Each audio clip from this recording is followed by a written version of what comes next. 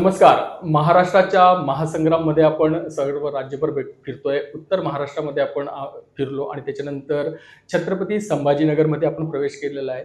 या जिल्ह्यामधले जे 9 विधानसभा मतदारसंघ आहे त्याच्यामधला गंगापूर खुलताबाद जो विधानसभा मतदारसंघ आहे त्या विधानसभा मतदारसंघामध्ये आपण सध्या आहोत. आणि इथली काय राजकीय परिस्थिती आहे, कशा प्रकारे इथलं वातावरण, हे सगळं बघतोय. उमेदवारांना भेटतोय, कोण कोण उमेदवार आहे, कशा पद्धतीने इथल्या राजकीय लढती आहेत ते जाणून घेतोय. गंगापूर खुलताबाद विधानसभा मतदारसंघाचा जर विचार केला तर या ठिकाणी विद्यमान जे आमदार आहेत भाजपचे प्रशांत बंब ते पुन्हा एकदा निवडणूक लढत आहेत. त्यांच्या विरोधामध्ये आघाडीने सतीश चव्हाण यांना उमेदवारी दिलेली आहे.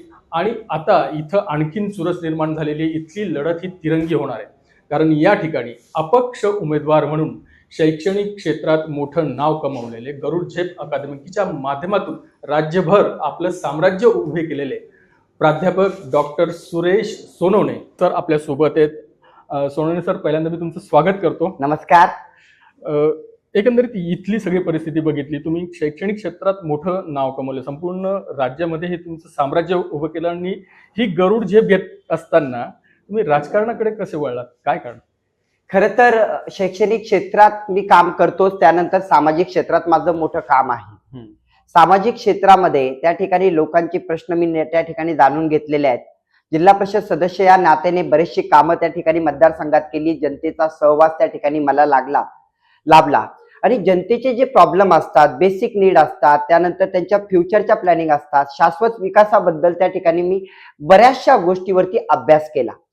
मला हे लक्षात आलंय की प्रस्थापित राजकारणी जे पैशाच्या जोरावरती फक्त राजकारण करतात ते समाजाला कुठेच न्याय देऊ शकत नाही. समाजाची फक्त हेळसांड होतीये. आणि त्या ठिकाणी जर मी गरीब घरातून एका शेतकऱ्याचा मुलगा म्हणून जन्म घेतला आणि मी इथपर्यंत आलो, तर माझ्या भागात असे असंख्य तरुण आहेत की ते याची प्रतीक्षा करतायत की त्यांनाही कुठेतरी प्लॅटफॉर्म भेटले पाहिजेत आणि त्या घरातील तरुण त्या ठिकाणी चांगल्या पद्धतीनं मोठ्या लेवलला गेले पाहिजे. पण आज हे राजकारणी या तरुणांना संपवायला बसलेले आहेत आपल्या पैशाच्या जोरावरती. आणि सगळ्याच गोष्टीमध्ये या मतदारसंघामध्ये अधोगती पाहायला मिळालेली आहे.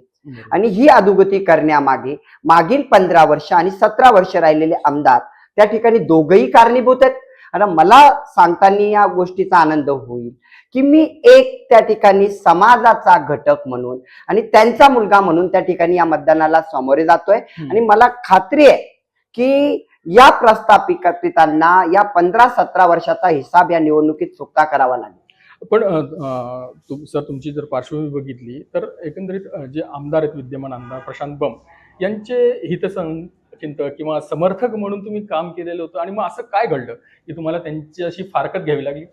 काय घडलं हे महत्वाचं नाही. बघा, जेव्हा आपण सहवासात राहतो तेव्हा आपल्याला त्यातले बरेचसे बारकावे कळतात. जो पडदा असतो डोळ्यावरती की एखादी गोष्ट आपल्याला दुरून चांगली वाटते पण ती मुळात चांगली नसते, हे त्या ठिकाणी उघड झालं. आणि या गोष्टीचा मला स्वतःला खेद होतो की मी समाजाच्या हितासाठी त्या ठिकाणी ते करत नाहीये. ही व्यक्ती समाजाला फसवते आणि तिच्या सोबत राहून कदाचित त्या पापाचा भागीदार मी होतोय असं मला मनातून त्या ठिकाणी अंतःकरणातून झोपेत सुद्धा दिसायला लागलं. आणि अशा व्यक्ती सोबत राहण्यापेक्षा समाजाला वाहून घेतलेलं चांगलं आणि आपली जिंदगी समाजासाठी गेली तरी काही हरकत नाही. या उद्देशाने मी बाहेर पडलो. कारण यांचा स्वभाव आहे की त्या ठिकाणी हे दुसऱ्यांना संपवणार. त्यांनी मतदारसंघाला पूर्ण संपवून टाकलाय. त्या ठिकाणी मोठ्या मोठ्या लोकांना त्यांनी संपवलंय की यांना कुठेही स्वतःच्या स्वार्थाच्या पलीकडे कोणाचंही हित दिसत नाही.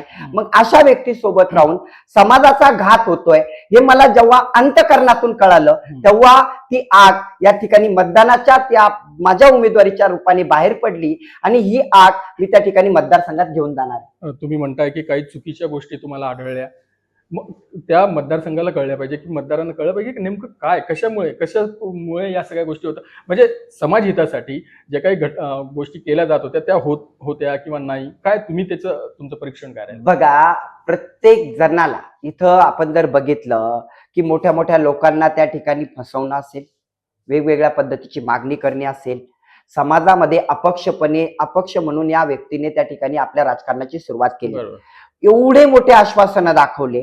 आम्हाला वाटलं आता तरी कंप्लीट होतील, या निवडणुकीला कंप्लीट होतील, या निवडणुकीला कंप्लीट होतील. 2 पंचवार्षिक आम्ही वाट बघत होतो. आणि जेव्हा आम्ही जनतेमध्ये जातो तेव्हा आम्हाला या प्रश्नाची उत्तरं द्यावी लागतात की तुम्ही तर हे त्यांनी सांगितलेलं होतं ते आता कंप्लीट नाहीये. काय काय आश्वासनं दिलीत. आज खुलताबाद तालुक्याचा जर आपण विचार केला, पर्यटक स्थळामध्ये काही नाहीये. गावातला एक तरुण त्या ठिकाणी कंपनीमध्ये इथं जॉबला लागला नाही, कोणी परमनंट केलं नाही. एक तरुण म्हणतो मी, कोणतंही गाव दाखवा खुलताबाद तालुक्यातलं की तिथे तरुण कामाला लागलेत. गंगापूर मधले दाखवा. एवढी मोठी MIDC त्या ठिकाणी या लोकांनी आपल्या स्वार्थासाठी वापरली, तरुणांसाठी नाही. कोणाच्या आई वडिलाच्या मुलाला त्यांनी कोणता जॉब मिळवून दिला नाही. हे झालं तरुणाच्या बाबतीत. शेतकऱ्याच्या बाबतीमध्ये शेतकऱ्याचे जेव्हा जेव्हा प्रश्न आले ते प्रश्न फक्त स्वतःच्या फायद्यासाठी पैशासाठी त्या ठिकाणी विधानसभेमध्ये मांडले. आणि आता मला सांगा की अशा व्यक्तीला मी साथ देणं म्हणजे मी समाजाचा घात करतोय असं होईल. आणि मला तो करायचा नाहीये. समाजाला त्या ठिकाणी त्याचा न्याय द्यायचा आहे. आणि माझ्या मातृभूमीला, ही माझी जन्मभूमी कर्मभूमी आहे गंगापूर आणि खुलताबाद, या कर्मभूमीला आणि या जन्मभूमीला मला न्याय द्यायचा आहे. या न्याय देण्यासाठी सर्वतोपरी मी या मोठ्या पुढाऱ्यांशी, या मोठ्या खानदानी बक्कळ पैसेवाले दोघं पण, यांच्याशी मी झगडायला तयार आहे. मला माहिती आहे माझे इमानदारीचे पैसे आहेत, माझ्याकडे एवढे पैसे पण नाही आहेत. आणि सगळ्या गोष्टी हे तर कितीही त्या ठिकाणी पैसे टाकू शकतील याची खात्री मला आहे. कारण मी इलेक्शन त्यांच्या सोबत राहून त्या ठिकाणी लढलेलं आहे. फक्त आणि फक्त पैशाच्या जीवावर इलेक्शन लढायचं. विकास मुद्दा शून्य असतो. म्हणजे हे तुम्ही सांगताय की हे प्रस्थापित आहे. म्हणजे एकीकडे आपण बघितलं तर 2 टर्म आमदार असलेले प्रशांत बंबे, दुसरीकडे सतीश चव्हाण आहे त्या ठिकाणी आघाडीकडून. या प्रस्थापितांचं आव्हान किती आहे तुमच्या समोर? मग तुम्ही त्याला कसं सामोरे जाणार? तुम्ही थोडस बारकाईने बघा. 2 टर्म नाही 3 टर्म प्रशांत बंब आमदार आहेत, 15 वर्ष. आणि दुसरे पण 17 वर्ष आमदार 3 टर्म. बर 17 वर्षामध्ये तो माणूस फक्त इलेक्शनाच्या एका वर्षामध्ये येतोय, मतदारसंघात कामं दाखवतोय, 8 जिल्ह्याचा निधी आणून टाकतोय आणि स्वतःच्या फायद्यासाठी दुसऱ्यावरती अत्याचार होतो. जालना तुम्ही जा, बीड जा, त्या ठिकाणी परभणी जा, तिथे एकदाही गेलेलं नाही, 1 रुपयाचं काम नाहीये. त्या व्यक्तीने स्वतःच्या फायद्यासाठी त्या मतदानाचा वापर करतोय. दुसरा 17-15 वर्ष राहिलेला आमदार, जो स्थानिक आमदार त्या ठिकाणी आहे विधानसभेचा आणि एक विधान परिषदेचा, हा विधानसभेचा आमदार 15 वर्षामध्ये फक्त स्वतःच्या प्रॉपर्ट्या त्या ठिकाणी तयार करायच्या. कशा कशा करायच्या, दुसऱ्याच्या नावावर करायच्या, काय करायचं, हे सगळे काळे गोंधळ आहेत. हे मला बघितल्याच जात नाहीये. मला माहिती आहे की यांनी अशी फळी तयार करून ठेवली आहे पैशाच्या जोरावरती की यांना त्या ठिकाणी आव्हान देणं हे माझ्यासारख्याला त्या ठिकाणी खूप कठीण जाणार आहेत. पण जनता माझ्या सोबत आहेत आणि हे आव्हान मी त्या ठिकाणी शून्य मानतो. मला माहिती मी हे तोडून त्या ठिकाणी पार करेन. आपण जर बघितलं तर महायुतीने, म्हणजे आता तुम्ही या शिक्षण क्षेत्रात काम करतात, अनेक युवक तुमच्याकडे येतात, सगळ्या ग्रामीण भागाची तुमचा टच आहे, लोकांमध्ये तुम्ही मिसळत असतात. पण महायुतीने काय केलं की गेल्या काही काळामध्ये आपण बघितलं की निधी मोठ्या प्रमाणात दिला. म्हणजे युवक असेल, महिला असतील, शेतकरी असतील, भरमसाठ हा निधी दिला गेला. तुमचं विश्लेषण कसं राहील? म्हणजे तुम्ही युवकांशी भेटतात, त्यांच्यावर काय परिणाम झालेला, महिलांशी भेटतात, शेतकऱ्यांशी भेटतात? मला एक कळतं की मतदानाच्या तोंडावरतीच निधीचा वाटप करावा का? जेव्हा आमदार त्या ठिकाणी आपल्याला म्हणून निवडून दिल्या जातं, 5 वर्ष आपण त्यांचा पाईक असतो, गुलाम असतो. ही गुलामी त्या ठिकाणी पाळतच नाही. ते गुलाम नाही आहेत किंवा त्या ठिकाणी त्या व्यक्तीचा आपल्याला आशीर्वाद दिलाय, त्यांचा मुलगा म्हणून काम करण्याची वृत्ती नाही आहेत. आणि शेवटी कुठेतरी हे असं झालं, वर्षभर भेटायचं नाही आणि दिवाळी आली तर साडी घेऊन यायचं, यातला प्रकार झालेला आहे. आणि साडी घेतली म्हणजे बहीण त्या ठिकाणी खुश होते असं नाही. तिला माहिती माझ्या मुलाच्या दुःखात आला का, माझ्या मिस्टरच्या दुःखात आला का, माझ्या सासऱ्यांच्या, माझ्या आई वडिलांच्या दुःखामध्ये आला का, नाही आला, त्या ठिकाणी त्या दिवाळीचा काही अर्थ नाहीये. आणि मला वाटतं या सगळ्या योजना फक्त दिवाळी होती आणि दिवाळी समजून हे लोक विसरून जातील. आणि त्यांना जे करायचंय ते त्यांनी डोक्यामध्ये घेतलेलं आहे, ते सगळं घेतील, पण जे करायचं तेच करतील आणि ते त्यांच्या मुलाला न्याय देतील. युवकांचं काय सांगाल? युवक या मतदारसंघातले जे युवक आहे त्यांच्यावर काय परिणाम आहे, काय त्यांचे व्हिजन किंवा ते काय अपेक्षा काय ठेवतात? मी छाती ठोकपणे एक सांगतो, माझ्या मतदारसंघातील प्रत्येक तरुणाला काम भेटेल इथपर्यंत मी प्रयत्न करणार आहे. मला माहिती आहे मी 5 वर्षात तेवढं करेल की नाही. 25 मुलं असतील एका गावातले, 5 असतील, 10 असतील, 15 असतील, त्यांना चांगल्या लेवलचं काम मिळण्यासाठी मी प्रयत्न करेल. या युवकांना यांनी फक्त झेंडे घेणं, इलेक्शनच्या तोंडावरती 5-10 हजाराचे पाकिट देणं, एवढ्या पुरतं समिट ठेवलेलं आहे. त्या युवकांना माझी विनंती आहे की आता हे प्लीज सोडा. तुम्ही एकदा जागृत व्हा आणि लोकशाहीला साजेसं मतदान एक वेळेस करा या मतदारसंघात. मी पुढच्या पंचवार्षिकला तुमच्याकडे जर त्या ठिकाणी तुमचा मुलगा म्हणून काम नाही करू शकलो तो येणार नाही. आता माझ्याकडे त्यांच्या तितका त्या ठिकाणी पाठपुरावा नसेल इलेक्शनला तुमच्या मागे त्या ठिकाणी करण्याचा, पण एक सांगतो, तुमचा सक्का भाऊ तुमच्यासाठी लढायला तयार आहे. तुम्ही जर भाऊ म्हणून सोबत आलात तर मला वाटतं विजय हा मोठ्या मताधिक्याने आपला होणार आहे. या मतदारसंघाकडे जर आपण बघितलं तर इथले प्रामुख्याने जे मुद्दे आहेत की ज्याच्यावर प्रकर्षाने तुम्ही काम कराल किंवा जे सोडवले गेले नाहीत असे वाटणारे मुद्दे त्याच्या संदर्भात. इथला एमआयडीसीचा प्रश्न आहे तरुणांचा, त्याच्यावरती मी काम करेन. शिक्षणाचा प्रश्न आहे, 5-5 वर्ग आहेत, 7वीचा वर्ग एका एका गावामध्ये आणि तिथे 2 वर्ग खोल्या आहेत. 5वीचा मुलगा दुसरी सोबत बसतोय, दुसरीचा मुलगा त्या ठिकाणी पहिली सोबत बसतोय, अशी परिस्थिती आहे. शिक्षकाला फक्त टॉर्चर केल्या जातं. हे सगळे सरकारी नोकरदार सुद्धा यांना वैतागलेले आहेत. बरोबर. म्हणजे यांचा जुलूम एवढा वाढला, सरकारी नोकरदारावरती जुलूम, जनतेवरती जुलूम, त्या ठिकाणी लोकशाहीवरती घाला, या सगळ्या गोष्टी घडल्या. यावरती मी काम करेन. पर्यटन क्षेत्र आमचं औरंगाबाद, संभाजीनगर हे त्या ठिकाणी पर्यटनाची राजधानी आहेत, याच्यावरती कुठेच काम झालं नाही. पर्यटन क्षेत्रावरती मी जोर देईन आणि शेतकऱ्याचे प्रश्न, हमी भाव असेल, शेतकऱ्याच्या बांधापर्यंतचे रस्ते असतील, यावरती मी काम करेन. आणि आता गल्लीचे रस्ते आणि हे काही राजकारणाचं राहिलंच नाही, तर त्या शेतकऱ्याला काय पाहिजे याच्यावरती काम करणं गरजेचं आहे. शेवटी की तुम्हाला विजयाचा आत्मविश्वास किती वाटतोय आणि कशा प्रकारे पुढे जात आहे? मला 100% 101% गॅरंटी आहे. मतपेटीमध्ये या दोघांना पिछाडीवरती कितीतरी पटीने सोडून मी त्या ठिकाणी एक इतिहास घडवेल आणि या मतदारसंघाचा इतिहास संपूर्ण मतदारसंघ घेतील की एका सामान्य शेतकऱ्याच्या मुलाने स्वतःची प्रगती करून जनतेच्या प्रगतीसाठी प्रस्थापितांना हरवलं आणि ते मी हरवणार हे नक्की आहे. सर, आमच्याशी चर्चा केली, खूप खूप धन्यवाद. धन्यवाद.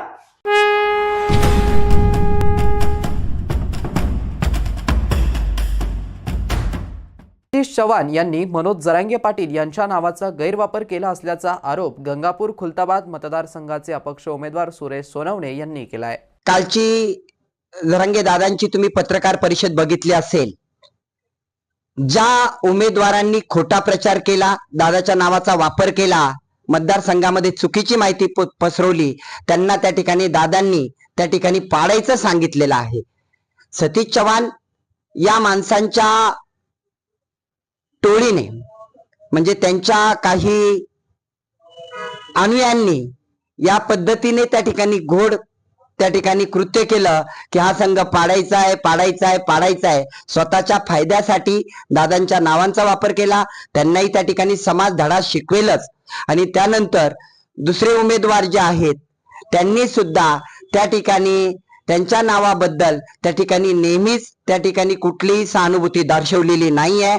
कुठल्याही वेळेस त्या ठिकाणी कुठल्याही आंदोलनात सहभाग दर्शवलेला नाही आहे. त्यामुळे समाज त्यांनाही त्या ठिकाणी धडा शिकवेल. गंगापूर खुलताबाद मतदारसंघामध्ये जे अपक्ष उमेदवार होते, आज चिन्ह वाटपचा कार्यक्रम संपन्न झाला. काय म्हणणं आहे आणि कशाबद्दल आपण निवडणूक लढणार आहे, काय म्हणू?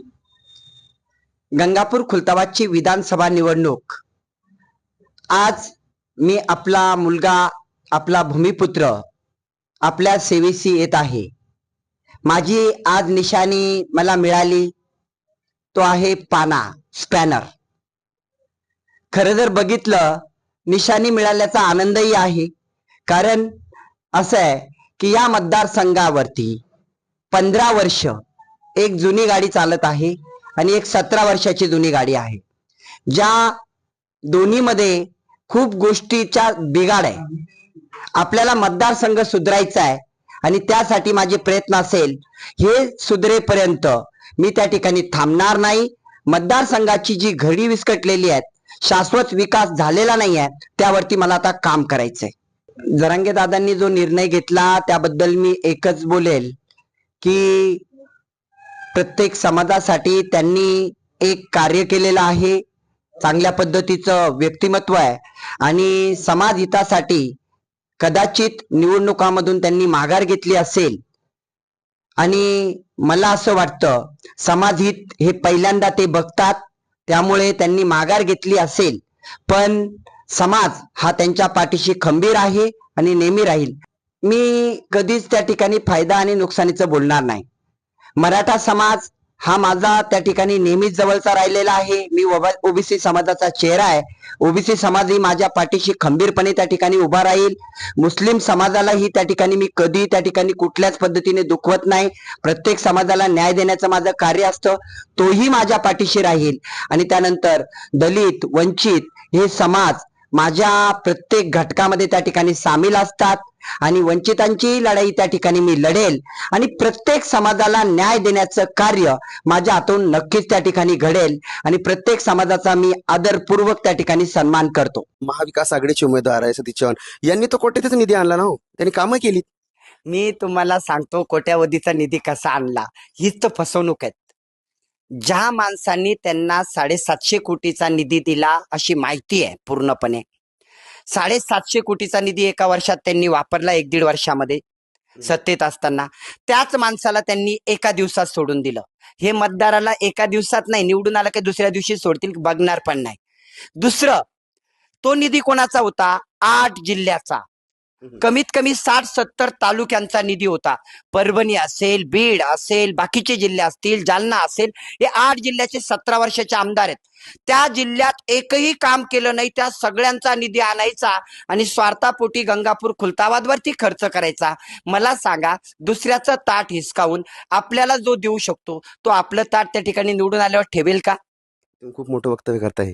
मोठं वक्तव्य आहेच ना, जी रिअलिटी आहे.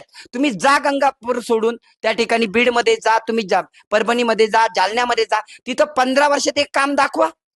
एक काम नाहीये त्या ठिकाणी. आणि इथं कामाचा सपाटा लावला स्वतःच्या स्वार्थासाठी. आणि मला माहिती आहे याच्यातून काय घडणार आहे, की जनता हे सगळं काही जाणते. फक्त मतदानाच्या तोंडावरती आश्वासनाचा पाऊस आहे, बाकी काही नाहीये. आणि कुठून तरी जो माणूस त्या बाकीच्या 7 जिल्ह्याचा 8 जिल्ह्याचा होऊ शकला नाही, तो आपल्या तालुक्याचा काय होणार आहे? आलो तुम्ही म्हणताय, पण म्हणजे तुम्हाला असं म्हणायचं का की इतर जागांचा जो निधी होता हा पूर्ण निधी फक्त त्यांच्या स्वार्थापोटी त्यांच्या मतदारसंघात त्यांनी लावलाय? अहो, हे सत्य आहे. मी म्हणतो ना, मी म्हणतो म्हणून नाही. तुम्ही ग्राउंड रिपोर्टला त्या ठिकाणी परभणीला कॉल करा, तिकडे तुम्हाला आमदार दिसले का विचारा. 15-17 वर्षात नाही दिसले. तिकडे तुम्ही कॉल करा, त्यांचे कामं गावागावात किती झालेत, ते म्हणतील नाही झाले. मग तुम्ही आता एका गावाला 25 लाखाचा निधी दिला, 10 लाखाचा दिला आणि त्याच्या जीवावरती मतदान घेणार आहेत. मला एक सांगा, एकाच वर्षात तुम्हाला त्या ठिकाणी गंगापूर खुलताबाद दिसला का?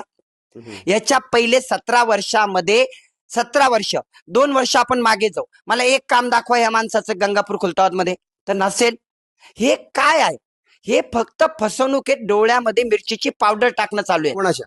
जनतेच्या. गंगापूर मधील खुलताबाद येथील हे जनतेच्या सगळ्याच्याच तोंडात टाकतात, सगळ्याच्याच डोळ्यात मिरचीची पावडर टाकतात. एकदा शरद पवार साहेबांना सोडलं, दुसऱ्यांना अजित पवार साहेबांना सोडलं, आता त्या ठिकाणी जनतेला सोडणार. मी सांगतो हे सगळ्याला सोडणार, हे कोणाचेच होऊ शकत नाही. तुम्ही खूप गंभीर आरोप या ठिकाणी केलेले आहेत त्यांच्यावरती. मात्र मला न्यूजच्या अजेंडा या कार्यक्रमात आपलं सगळ्यांचं स्वागत आहे. निवडणुकींना प्रत्यक्ष सुरुवात झाली आणि आपण मागील 2-3 दिवसापासून अनेक इच्छुक उमेदवारांचा व्हिजन अजेंडा जाणून घेतोय आणि नेमकं त्या मतदारसंघातली काय स्थिती आहे आणि ते काय बदल करू इच्छितात यावरती चर्चा करतोय. त्यात छत्रपती संभाजीनगरमधील काही महत्त्वाच्या लढतीमधील गंगापूर खुलताबादची जी लढाई आहे ती प्रामुख्यानं खूप चर्चेची ठरती आहे. त्यात अनेक कांगोरे आहेत आणि अनेक मुद्दे आणि अनेक गोष्टी या काही दिवसात घडल्या आहेत. तर जे तिथून निवडणूक लढवत आहेत, आता सध्या रिंगणात आहेत, तर आपले सुरेश सोनवणे सर आपल्यासोबत आहेत.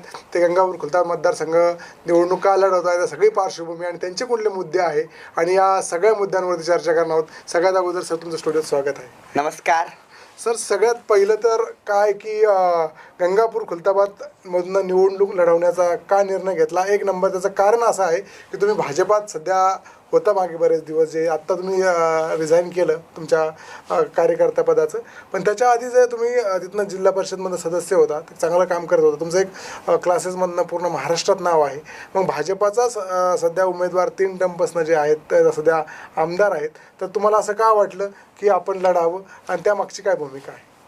तुम्ही पहिला प्रश्न केला की खुलताबाद गंगापूरची निवड का केली, तर माझं स्पष्ट मत आहे, माझी जन्मभूमी खुलताबाद तालुका आणि माझी कर्मभूमी गंगापूर तालुका, या दोन्ही तालुक्यांना त्या ठिकाणी 60-70 वर्षात न्यायच भेटलेला नाही आहे.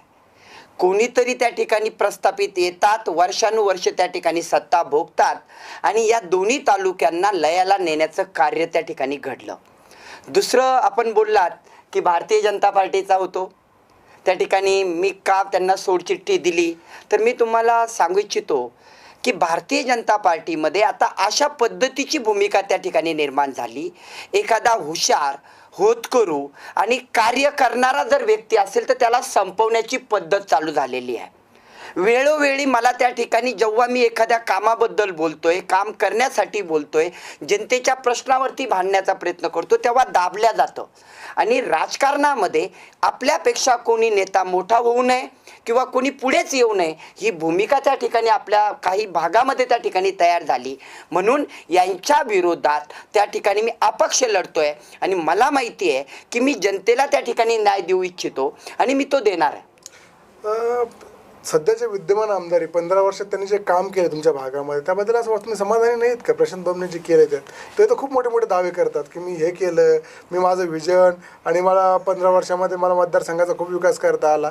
काय ग्राउंड रियालिटी आहे? बघा, 10 वर्ष मी सोबत राहिलेलो आहे.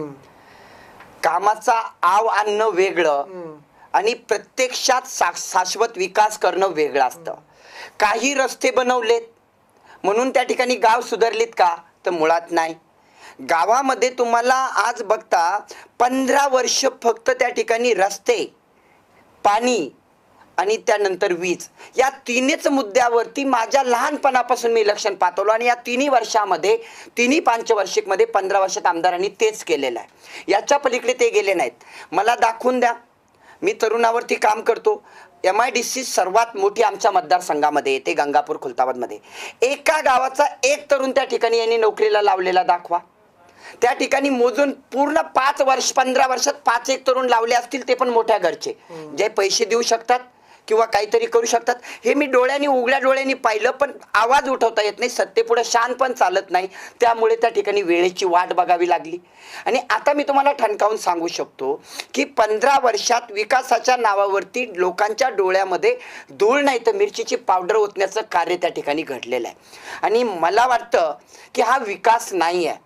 कोणाच्या दुःखात त्या ठिकाणी सामील होत नाही. ठीक आहे, सुखात तुम्ही जात नाही, लग्न कार्य ठीक आहेत, पण दुःखामध्ये एक आमदार म्हणून आपली एक भूमिका असते. आज कितीतरी जणांचे हार्टचे ऑपरेशन असतील, कितीतरी जणांच्या बाकीच्या कृत्या असतील, यामध्ये आमदाराची एक भूमिका असते, ती पण त्या ठिकाणी केल्या जात नाही.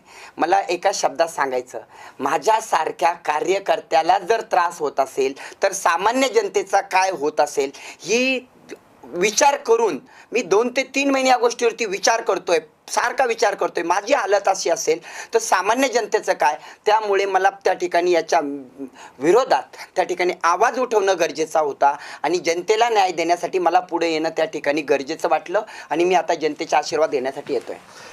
आता हे सगळं तुम्ही भूमिका घेतली, तुम्ही निवडणुकीला उभा राहिले, त्यानंतर सत्ताधाऱ्यांकडनं काही प्रेशर येतं तुम्हाला सध्या? खरं तर आपल्यासमोर मी ओपन करू इच्छित नाही. प्रेशर घेणारा मी नाही आहे.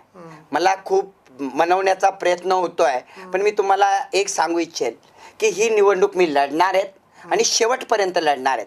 माझ्या घरी यांनी त्या ठिकाणी येऊन ठाण जरी मांडलेला असेल तरीलाही काही होणार नाही. भरपूर कॉल त्या ठिकाणी आलेत आणि वेळेनुसार जर त्या ठिकाणी काही गरज पडलीच तर आपल्या मीडियासमोर मी मांडेल. सुरेश सोनवणेंना हा जो प्रस्थापितांचा जो लढा मोडून विस्थापित लोकांसाठी तुम्ही सुरू केला आहे किंवा एका साध्या घरातला मुलगाही आमदार होऊ शकतो यासाठी जो लढा सुरू झाला आहे, याच्यामध्ये सगळ्यात मेजर जो आहे की एक बदल घडताना दिसतोय की एक चांगला तरुणांचा रिस्पॉन्स तुम्हाला मिळतोय किंवा सगळ्या याच्यावर येत आहे. पण याच्यामुळे तुमच्या तालुक्यातले जे प्रस्थापित दुखवले जातील याची भीती वाटत नाही? बघा, प्रस्थापित म्हणता नाही येणार यांना. आपण बघा की 15 वर्ष आमदार आहेत आणि दुसरे आता नवीन आलेले 17 वर्षाचे आमदार. आता दुसऱ्या आमदाराबद्दल बोलूया. 17 वर्ष आमदार असणारा व्यक्ती किंवा 16 वर्ष आमदार असणारा व्यक्ती 7 ते 8 जिल्ह्यांचा आमदार आहे आणि पदवीधरांचे आमदार म्हणजे आपल्या जिल्ह्याचे आमदार आहेत. आता गंगापूर खुलताबादचे पण आहेत, परभणीचे पण आहेत, त्या ठिकाणी बीडचे पण आहेत. या जिल्ह्यांचा निधी स्वतःच्या स्वार्थासाठी 750 कोटीचा निधी त्या मतदारसंघाचा उचलून एका मतदारसंघात आणला आणि खुलताबाद गंगापूरला टाकला. स्वतःच्या फायद्यासाठी कितीतरी लोकांचे त्या ठिकाणी निधी यांनी वळवले आणि एका तालुक्यात आणले. त्या व्यक्तीला दुसऱ्याचं ताट इकडं आणताना त्या ठिकाणी थोडंही काही वाटलं नाही. मला सांगा, तो निधी इथं वापरला लोकांना खुश करण्यासाठी, पण लक्षात घ्या, जर हे स्वतःच्या फायद्यासाठी हे करू शकता तर निवडून आल्यानंतर हे कोणाला सोडू शकत नाही. निवडून आल्यानंतर हे जनतेला भेटणार नाही, मी ठणकावून त्या ठिकाणी सांगू इच्छितो. कारण असं आहे, जो निधी ज्या माणसाने दिला आत्ताच, त्या ठिकाणी अजित पवार यांनी त्या ठिकाणी हा निधी यांना दिला आणि अजित पवार दादांना सुद्धा या माणसांनी एका क्षणात सोडून दिलं. ते जनतेला का नाही सोडणार? आणि मला माहिती आहे, जर कदाचित असा माणूस निवडून आला ते जनतेला सहज सोडतील. आणि मला या दोघांशी घेणं नाही आहे. मी जनतेत गेलोय आणि दोघांचाही हिसाब त्या ठिकाणी किती नंबरला राहतो आपल्या माध्यमातून कळेल आणि मोठ्या मताधिक्याने मी निवडून येणार. सामाजिक एक गणित आहे सध्या आणि सगळीकडं मागच्या काही काळापासून मराठा आरक्षण आणि ओबीसी आरक्षणाचा एक मोठा मुद्दा गाजतोय आणि त्यामुळे एक सोशल फॅब्रिक म्हणूया थोडंसं खराब झालंय सगळ्या याच्यामध्ये. आणि या सगळ्या परिस्थितीकडे तुम्ही कसं बघता, मराठा रिझर्वेशनकडे कसं बघता? बघा, मी एक ओबीसीचा चेहरा आहे. मी माझ्या अकॅडमीच्या माध्यमातून हजारो विद्यार्थी नोकरीला लागताना बघितलेत आणि मी कधीही मराठा आरक्षणाला विरोध दर्शवलेला नाहीये. 2018चं मी तुम्हाला एक उदाहरण सांगू इच्छितो. 2018ला मराठा समाजाला आरक्षण दिलं गेलं होतं. तेव्हा महाराष्ट्रामध्ये मी पहिला व्यक्ती असेल ओबीसी समाजाचा की पहिल्या पेपरला मी मराठा समाजाचं अभिनंदन केलं होतं की आता आरक्षण मिळालेलं आहे. कारण मी मुलांच्या डोळ्यातील अश्रू बघितलेले आहेत. 2 मार्कांनी गेलेत, 3 मार्कांनी गेलेत. आणि शैक्षणिक दृष्ट्या ओबीसी समाजावरती कुठलाही अन्याय त्या ठिकाणी नाही आहे, पण दोघांनी एकोप्याने राहावं. पण काय होतं आहे की ओबीसीचे काही नेते त्या ठिकाणी जनतेला भडकावण्यासाठी भाषण देतात आणि त्यानुसार मराठा आणि ओबीसी वाद त्या ठिकाणी चिघळत जातो आणि मग मनोज दादा जरांगे पाटील जे आहेत ते ओबीसी नेत्यावरती चिडतात. आता हा नेत्यांचा वाद त्या ठिकाणी ओबीसी नेत्यावरचा, त्या ठिकाणी सामाजिक खालच्या लेवलला काही नाही आहे. ओबीसी बांधव आणि मराठा बांधव एका जीवाने राहत आहेत आणि ग्रामीण भागात मी राहिलोय, मला माहिती आहे त्यांच्यामध्ये खूप प्रेम आहेत. पण 1-2 नेत्यामुळे कदाचित त्या ठिकाणी वाद होतात. आणि मनोज दादांची जी भूमिका आहे, मला वाटतं की मराठा समाजाचे विद्यार्थी आहेत त्यांना कुठेतरी न्याय मिळालाच पाहिजे. कारण असं आहे की 1 मार्काने कोणी गेलं, 2 मार्कांनी कोणी गेलं तर त्या ठिकाणी त्यांचं नुकसान होतंच. आणि ओबीसी बांधवही त्या ठिकाणी या गोष्टीसाठी सहमत आहेत. आणि जर एका जीवाने राहायचं असेल, आपण महाराष्ट्रात राहतो, तर मला वाटतं मराठा, मुस्लिम, ओबीसी, बाकीच्या भरपूर कास्ट आहेत, SC असेल, ST असेल, यांनी सुद्धा एका जीवाने राहायला पाहिजे आणि कुठलाही वाद न करता सलोख्याची भावना असावी. पण काही महत्त्वाचे आणि जे जनतेचे मुद्दे आहे, महत्त्वाच्या विकासाच्या काही मुद्द्यांवरती, तुमच्या व्हिजनवरती येऊयात. सगळ्यात आपण खुलताबादपासून सुरू करूयात की बराच दिवस झालं खुलताबादला प्रतिनिधित्व मिळालं नाही, खूप दिवस झाले आणि अनेक वर्ष गंगापूर खुलताबाद मतदारसंघ आहे. तर खुलताबाद तुम्हाला संधी मिळाली तर खुलताबादसाठी तुम्ही काय कराल? कुठल्या प्रश्नात प्रामुख्याने आहे? बघा, 60 वर्षात 50 वर्ष या खुलताबाद तालुक्याला आमदार मिळालेला नाही आहे. मी गंगापूर खुलताबाद कधी भेदभाव करत नाही. त्यांना येऊयात, पण खुलताबादमध्ये तुमच्या डोक्यात काय? खुलताबादमध्ये सगळ्यात माहिती माझी जन्मभूमी. बघा, 12 ज्योतिर्लिंग हे त्या ठिकाणी आपल्या वेरूळला आहेत. खुलताबाद तालुक्यामध्ये सगळे ज्योतिर्लिंग करून आलं तर इथे यावं लागतं, पण इथं एकही जण येत नाही.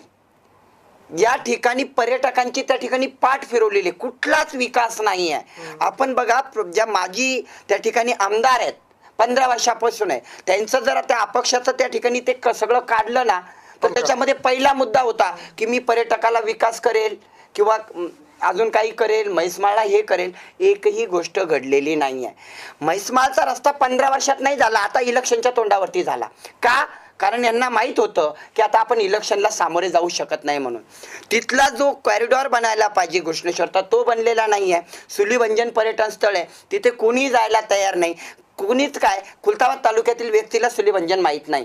या पद्धतीचे आहेत. भद्रा मारुती संस्थान आहेत आणि शेतकऱ्याचे प्रश्न खूप बिकट आहेत. माझ्या खुलताबाद तालुक्यामध्ये ग्रामीण भागात शेतकऱ्याला शेतात जाताच येत नाही पावसाळ्यामध्ये. 4 महिने ते त्या ठिकाणी इतक्या गुडघ्या इतक्या चिखलामध्ये त्या ठिकाणी पाय रस्ता जावा लागतो. मोठे मोठे पानन रस्ते त्या ठिकाणी आखडून पडलेत. मी सांगतो, माझ्या जिल्हा परिषदच्या काळात मी किमान प्रत्येक गावात 7 ते 8 त्या ठिकाणी पानन रस्ते मंजूर केले, एकही पूर्ण होऊ दिला नाही किंवा झाला नाही. याला कारणीभूत आमदार आहेत आणि आमदारांनी जर मनावरती घेतलं असतं तर एक एक रस्ता उभा राहून ते करू शकत होते. कारण आमदार या शब्दात खूप मोठी ताकद असते. गंगापूरमध्ये प्रामुख्याने 2-3 जी कामं तुम्हाला असं वाटतं की मी आल्यावर करेन. म्हणजे प्रशांत बाबांनी आम्हाला आठवतं 2009ला जेव्हा पहिल्यांदा ते अपक्ष उभा राहिले, त्यांनी मोठं पुस्तक छापलं होतं, पंकजाची निशाणी होती, आणि त्यांनी खूप आश्वासन दिले होते की मी तालुका असा बदलेल, हे करेल, ते करेल. त्यांना ते आतापर्यंत काही करता नाही आलं त्यापैकी. म्हणजे काय होतं की लोकांना ज्यावेळेस अण्णासाहेब याच्याकडे 2 वेळेस आमदार होते, त्यांना तर असं वाटतं मानेंना आपण तोडून एक नवीन माणूस आणतोय आणि एक चांगलं काहीतरी करेल. 10 वर्षाची जी अँटी इन्कम्बन्सी होती त्यानंतर ते आलं आणि ते सगळं फसव ठरलं. आता तुम्ही पण त्या पद्धतीने सांगताय, तर तुम्ही मात्र इतकं सगळ्यापेक्षा 3-4 कामं गंगापूरसाठी काय करा? मला गंगापूर तालुक्यातील पूर्ण गावातील प्रत्येक गावातील एका तरुणाला, 2 तरुणाला, 25 तरुणाला, 50 तरुणाला, 100 तरुणाला, मोठे तरुण, आमच्या भागात सगळ्यात मोठी MIDC आहेत, तिथे परमनंट जॉब किंवा चांगल्या पगाराची नोकरीवरती किमान त्या ठिकाणी आमचे तरुण पोहोचले पाहिजेत. हे पहिलं काम माझं आहे की दोन्ही तालुक्यातील घराघरातील तरुण कसे कामाला लागतील, उद्योगाला लागतील. हे उद्योगाला का लागत नाही MIDC मध्ये? लॉजिकली कसं शक्य आहे? कसं शक्य आहे त्याचं कारण सांगतो बघा. इथल्या MIDC मध्ये कंपनी मालकांना खूप त्रास आहेत, त्यांच्याकडून बक्कळ अशा काही गोष्टी हासिल केल्या जातात आणि मग आमदार महोदय त्यांना हक्काने म्हणू शकत नाही माझ्या तालुक्यातील मुलांना तुम्ही कामावरती घ्या, कारण आपण कोणाचं काही घेतलेलं असेल तर आपल्याला बोलायचा अधिकार नसतो. कंपनी मालकांना संरक्षण दिलं, त्यांचे उद्योग वाढवण्यासाठी तर त्यांना चालना दिली. माझं काम आहे त्यांना संरक्षण देणं, त्यांना त्या ठिकाणी मोकळकी देणं, त्यांना शासनाच्या योजना त्या ठिकाणी पाठवणं, आणि मग मी हक्काने सांगू शकतो माझ्या मतदारसंघातील या तरुणांना तुम्ही काम द्या.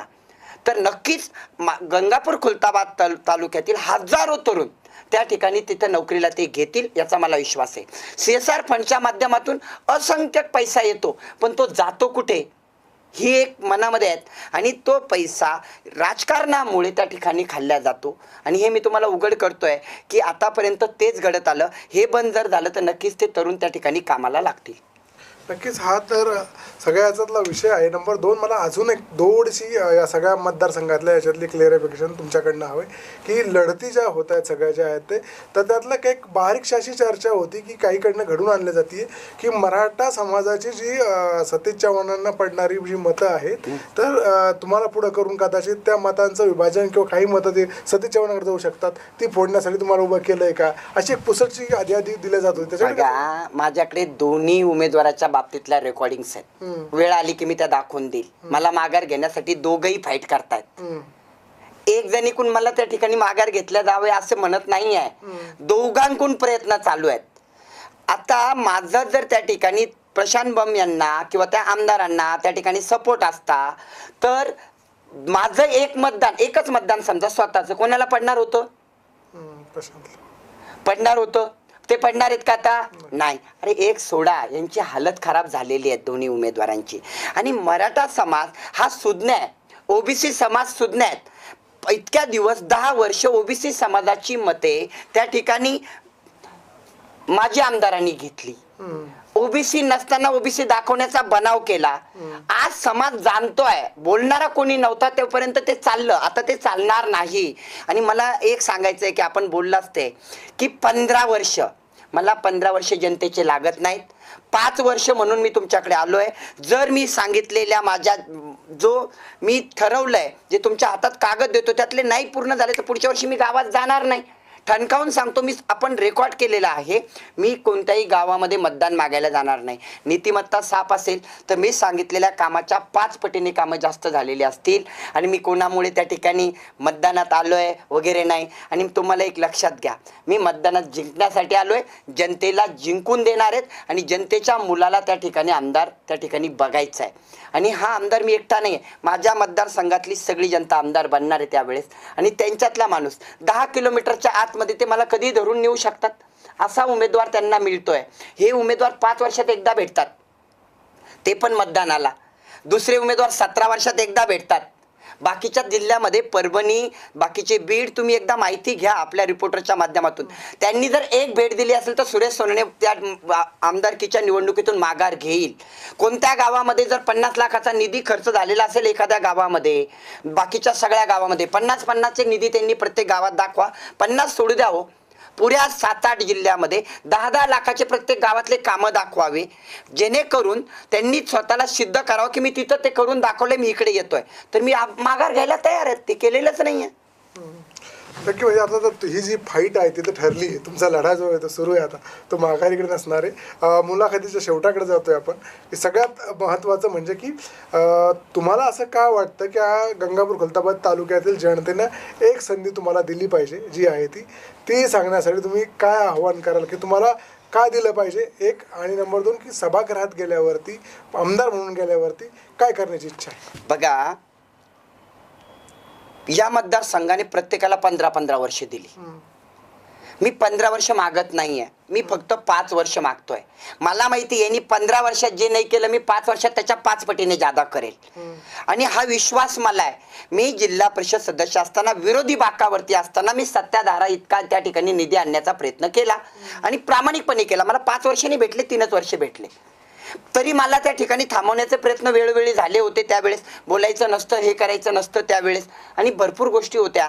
तरीला त्या ठिकाणी मी कामं केले. मी जनतेतही जाऊ शकलो नाही बऱ्याचशा गोष्टीमुळे. ते कारणं पण मी माझ्या सभेच्या माध्यमातून सांगेल. ह्या सगळ्या गोष्टीचा विचार जनतेने करावा. आपल्या मुलांचा, आपल्या घराचा, आपल्या गावाचा विकास करून मला त्या ठिकाणी जनतेचा, माझा आपला मुलगा म्हणून, एक भूमिपुत्र म्हणून तुम्हाला विनंती करतो की माझा विचार 5 वर्षासाठी करावा. आणि बाकीच्यांना तुम्ही आता एकाला 17 दिलेत, एकाला 15 दिले, 2 उमेदवार तुमच्या समोर आहेत. त्यांनी करू शकले नाही म्हणून मी करू शकेल या अपेक्षेवरती त्यांनी त्या ठिकाणी जर निर्णय माझ्या बाजूने दिला तर मला वाटतं मी त्या अपेक्षा पूर्ण करेल आणि त्या अपेक्षापेक्षा काही पटीने जास्त माझ्या आईवडिलांसाठी करण्याचा मी प्रयत्न करेल. नक्कीच या मुलाखतीचा यापेक्षा काही चांगला शेवट असेल मला असं वाटत नाही. एक तरुण तडफदार एक उमेदवार, आपली एक भूमिका आणि एक तळमळ तालुक्यासाठी काम करण्याची जनता सुज्ञ आहे. निश्चित एक चांगला निर्णय घेईल. तुम्ही निवडून याल, सभागृहात जाल, प्रश्न सोडवाल अशी सदिच्छा. धन्यवाद. धन्यवाद.